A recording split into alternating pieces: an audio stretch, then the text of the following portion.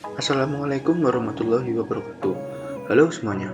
Pada kesempatan kali ini saya akan membahas mengenai Big Data, mulai dari pengertian, karakteristik, manfaat, teknologi analisis, dan studi kasus pemanfaatannya di instansi terkait dengan bidang kebumian. Tanpa berlama-lama, langsung saja kita ke videonya.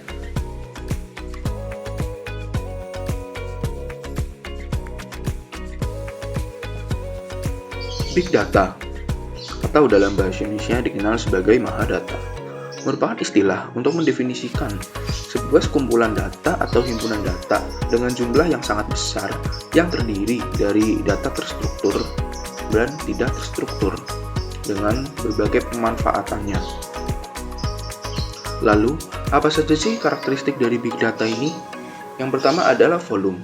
Volume merupakan seberapa banyak data yang disimpan atau dihasilkan. Sebagai contoh, banyaknya postingan pada media sosial per harinya. Yang kedua ada velocity, yang berarti adalah Big Data memiliki aliran data yang sangat cepat dan real time, atau bisa disebut pada saat itu juga. Yang ketiga adalah variety. Data memiliki bentuk format data yang beragam, baik terstruktur maupun tidak terstruktur, dan bergantung pada banyaknya sumber data. Jenis data yang masih bersifat tradisional biasanya lebih terstruktur daripada data yang belum terstruktur. Contohnya adalah teks, audio, dan video. Selanjutnya ada value. Value ini merupakan nilai atau aliran data yang tidak teratur dan konsisten dalam beberapa kondisi dan periode. Hal ini terjadi pada suatu kasus di mana terdapat lonjakan data yang besar, sehingga akan memproses data dengan resource memori yang lebih besar pula.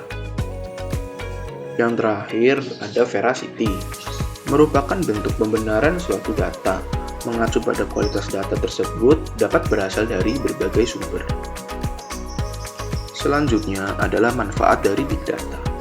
Yang pertama, Big Data dapat menentukan penyebab suatu masalah, kegagalan secara real time, juga dapat meminimalisir terjadinya kegagalan dalam proses penyimpanan data. Untuk yang kedua, pengambilan sebuah keputusan yang cerdas dan tepat.